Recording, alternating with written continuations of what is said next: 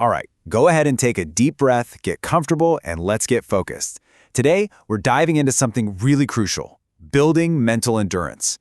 We're going to be looking at the architecture of long-term perseverance, specifically focusing on how we actually practice and sustain grit. Because, it's one thing to get pumped up and motivated for a few days, right? But building the stamina to stay the course over months or even years, well, that requires a completely different framework. So let's dive right into this. Now, here's the million-dollar question, isn't it? What actually happens when your motivation inevitably dips? Because let's just acknowledge reality right off the bat. Pursuing any long-term goal takes a massive toll on your mental endurance.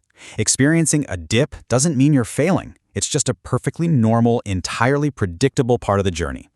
Grit is really defined by your ability to sustain effort, especially when that initial burst of motivation totally vanishes. So, to help us navigate those tricky dips, we're going to be following a structured blueprint today. We'll be hitting 4 key areas: reframing our struggles, prioritizing progress over perfection, figuring out how to manage pressure, and finally, nurturing our self-belief. Let's kick things off with that first pillar, reframing struggle. It's all about turning your hardships into an actual education. When things get incredibly hard, our very first instinct is usually, I should just quit. This clearly isn't working. But I want you to listen to this powerful cognitive shift from our coaching sources. It says, this season of struggle in my business is part of my education. Just think about that. You are simply in the trenches, getting the exact education you need to ultimately succeed. A hurdle isn't a stop sign at all. It's literally the curriculum. So the really crucial point here is recognizing the difference between a fixed mindset and a growth mindset, right in the moment it happens. A fixed mindset looks at a roadblock and immediately says, nope, this is too difficult. It assumes your capacity is just static. But a growth mindset, that says, challenges help me to grow. Sustaining grit fundamentally requires believing there is always a way to improve and adapt as long as you just keep going. And practically speaking, actively changing that internal dialogue is exactly what builds your resilience. Instead of just defaulting to, I'm going to give up, you have to consciously intercept that thought and tell yourself, okay, I'll try another way. It sounds incredibly simple, I know, but rewriting that internal script when you are dead tired, that is the absolute foundation of mental toughness. All right, moving right along to our second pillar, prioritizing progress over perfection. This is absolutely key for sustaining your stamina. To combat the absolute trap that is perfectionism, we really need to rely on something called flexible confidence. This is basically your ability to adapt your self-assurance whenever you're facing the unknown. Because true grit means staying completely grounded in your self-worth while still remaining highly adaptable. You aren't rigidly attached to just one method because, let's be honest with ourselves, Plan A almost never works anyway, right? Instead, you just trust your overall ability to figure things out as you go. And because you've developed that flexible confidence, you can finally embrace this really freeing reality. Perfect simply does not exist. Progress matters so much more. Done is always better than perfect. If you make a wrong decision along the way, well, it doesn't have to paralyze you. You just pivot, adjust your course, and remind yourself that you are just one no closer to the yes that you actually need. Which brings us to our third pillar, managing pressure. Or, as I like to call it, releasing the balloon.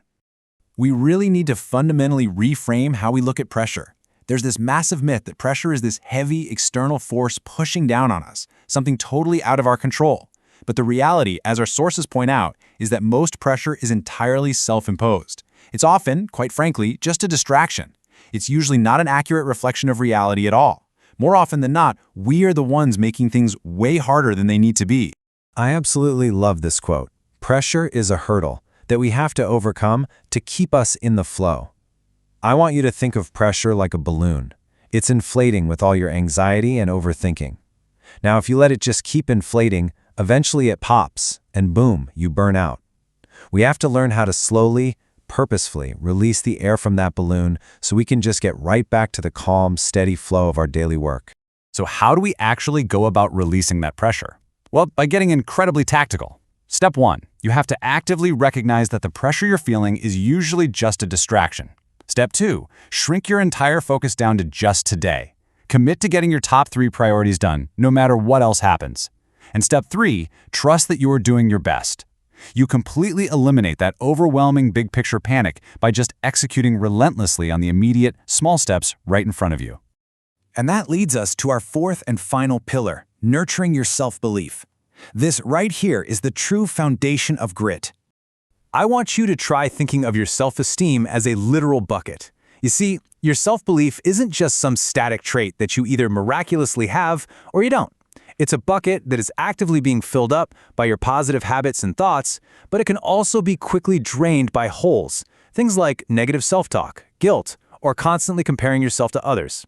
So, to really sustain your grit over the long haul, you have to do a bit of an internal audit. You need to consciously stop and ask yourself, what actually fills my bucket? What makes me feel genuinely good about myself? And, equally as important, what puts holes in my bucket? What makes me feel bad? You've got to identify these behaviors clearly so you can double down on the things that fill you up and start plugging those drains. Okay, but how do you actually mend those holes? Well, it starts with practicing deep self-compassion. You need to forgive yourself quickly for your mistakes so that shame doesn't just empty your bucket all over again.